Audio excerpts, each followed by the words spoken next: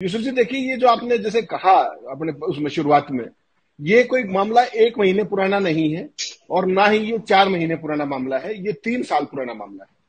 जब ओलंपिक के बाद विनेश फोगाट प्रधानमंत्री जी से मिली, ये कहानी क्रोनोलॉजी वहां से शुरू होती है। और उस दौरान जब उन्होंने संकेता, जो क्योंकि प्रधानमंत्री पिता तुल्य तुल्य है उनके हिसाब से, उम्र के हिसाब से, तो उन्होंने उनको संकेतों में कहा। जैसा आपने बाकी सारी बात आई, खेल मंत्री के पास गई, क्या किया।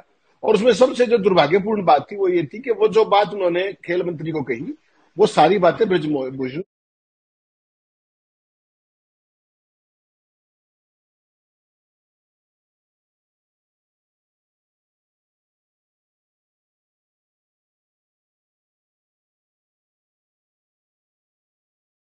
के बाद जो होना था वो हुआ। इस पूरे मामले में कुछ चीजें हैं जो बिटवीन दी लाइंस पढ़नी चाहिए। 20 जनवरी को ये सारे पहलवान 4 घंटे तक खेल मंत्री से मिले और उसमें तमाम बातचीत हुई इनकी। और जिसके बाद इन्होंने अपना आंदोलन वापस लिया और एक कमेटी बनाई गई। उस कमेटी ने क्या किया वो सबको पता है, that was an I wash, जिसमें हालांकि पीटी उषा के लेवल की खिलाड़ी थी। उसके बाद उन्होंने 3 महीने इंतजार किया। 20 जनवरी को मिली थी वो खेल मंत्री से, आंदोलन वापस लिया था, फिर इंतजार किया और अब आज उनको 1 महीना हो गया है धरने पर बैठे हुए। इस पूरी चीज में जो कुछ ये हो रहा है, इसको हमारे सारे पैनलिस्ट साथी, सारे वरिष्ठ हैं, उनको समझनी होगी एक बात, कि इसकी एक क्रोनोलॉजी है और इसकी एक हिस्ट्री भी है। किसान आंदोलन इस देश में 13 महीने से ज्यादा चला, बहुत शांतिपूर्ण था। उसको बदनाम करने के, उसको तमाम करने के तमाम तरीके किए गए और अल्टीमेटली जो समझौता हुआ उसको आज तक लागू नहीं किया गया।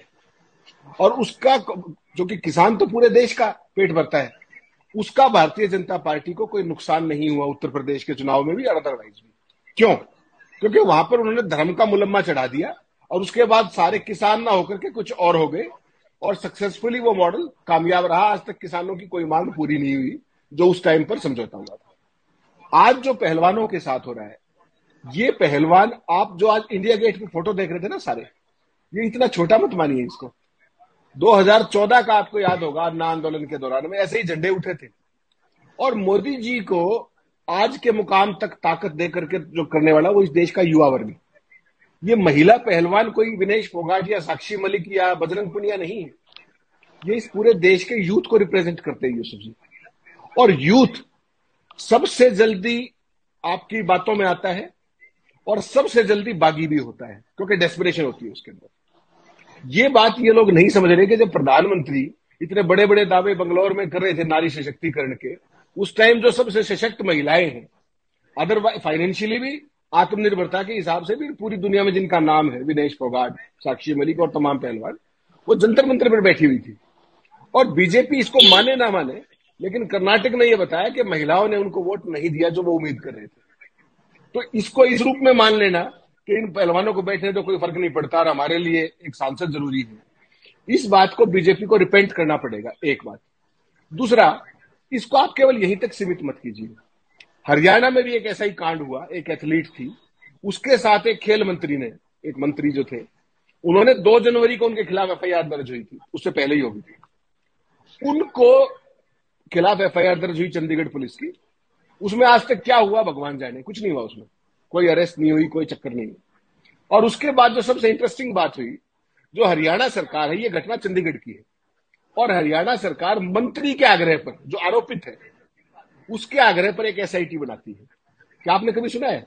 जहां आपका रोल ही नहीं है, चंडीगढ़ तो यूनियन टेरिटरी है, वहां चंडीगढ़ पुलिस है, वहां जब एफआईआर दर्ज हो गई तो हरियाणा सरकार को कौन सा अधिकार क्षेत्र है कि उसके लिए एसआईटी बना देती? उन्होंने बनाई। और उस एसआईटी का पर्पज क्या था? कि मंत्री को क्लीन चिट दिलाना। वो क्लीन चिट भी हुई अपने तरीके से, लेकिन उसका कोई मतलब नहीं था। चंडीगढ़ पुलिस किस दबाव में, चंडीगढ़ पुलिस भी दिल्ली पुलिस की तरह बहुत प्रोफेशनल फोर्स है, वो आज कहां खड़ी है किसी को नहीं पता। लेकिन जो एक हरियाणा के एक खेल मंत्री है, एक मंत्री है जो बड़े ही मतलब बड़ा उनका नाम लिया जाता है, बड़े थानों पे छापे मारते हैं, अस्पतालों पे छापे मारते हैं, तमाम जगह छापे मारते हैं। मैं तो हैरान था कि उन्होंने सेक्टर 3 के थाने पे छापा क्यों नहीं मारा कि भाई वो जो हमारी बेटी एथलीट है और उसके खिलाफ जो चीजें हुई है उसकी जांच क्यों नहीं हुई? वो तो उनके ऑफिस से 600-700 मीटर की दूरी पे है। और उनको शोले फिल्म का एक करेक्टर भी अपने आप को कोरिलेट करते हैं कि वो तो वो है। सवाल इसमें यूसुफ जी केवल इतना नहीं है, सवाल एक एक नजरिए का है। महिलाओं के प्रति जो अपराध है, जो अत्याचार है या नहीं है, इसकी जांच करने का एक तरीका है और सुप्रीम कोर्ट से लेड आउट है। आपने कोई आरोप लगाया, दिल्ली पुलिस को कितने लोगों की स्टेटमेंट रिकॉर्ड करनी थी? केवल 7 की, जो महिलाएं हैं। दिल्ली पुलिस ने की क्या? दिल्ली पुलिस ने एफआईआर की क्या? सुप्रीम कोर्ट के हस्तक्षेप से एफआईआर हुई। उसके बाद ये महिलाएं बेटियां बेचारी कोर्ट में गई और कोर्ट में इन्होंने खुद अपने 164 के बयान दर्ज करवाए, इकबालिया बयान जिसको बोलते। दिल्ली पुलिस ने बयान भी दर्ज नहीं किए, करवाए उनके।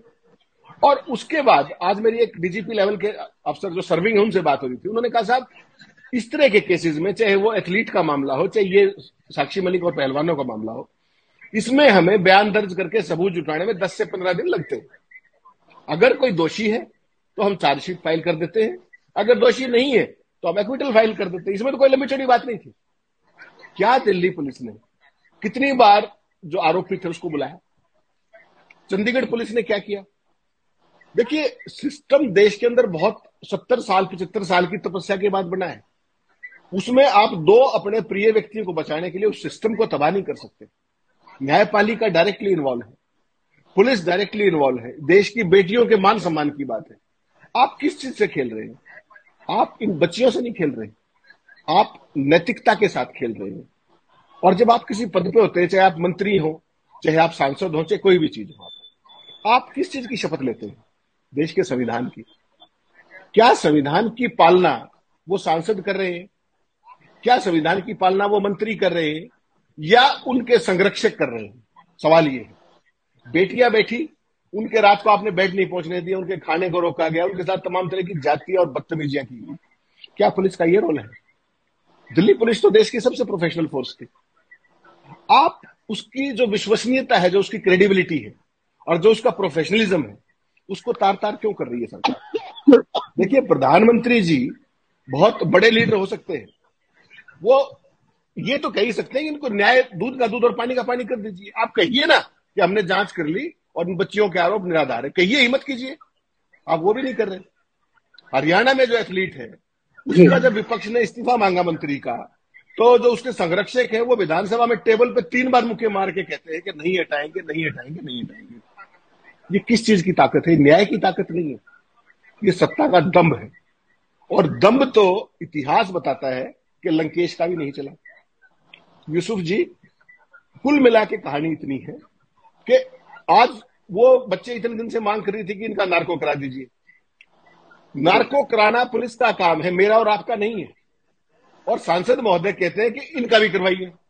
सांसद महोदय कौन होते हैं जांच की दिशा तय कराने वाले? पुलिस को करना हुआ करा लेगी। इसका मतलब यह है कि वो एक हाई पेडेस्टल से बोल रहे हैं और वो पेडेस्टल सत्ता का है। और सत्ता किसी की सर्वेंट नहीं होती है, सत्ता सेवा का माध्यम है। और जो आज इनके दिमाग में ये दब आ गया है, जो अहंकार आ गया है पूरी भारतीय जनता पार्टी को कि हमारा कुछ बिगड़ेगा ही नहीं, ये यूसुफ जी आने कर्नाटक में दिखा। अभी 4 स्टेट्स के चुनाव और हैं और अगले साल लोकसभा का चुनाव। काठ की हांडी बार बार नहीं चढ़ती। अगर यूथ और महिलाएं अगर एक साथ हो गई, इनका नाम लेवा भी नहीं बचेगा, ये तय मान के चलिए आप। लेकिन मैं फिर भी कहता हूं, आप कितने ही ताकतवर हो, आप न्याय प्रणाली के साथ, आप पुलिस प्रणाली के साथ खिलवाड़ मत कीजिए। ये देश के लिए अच्छा नहीं।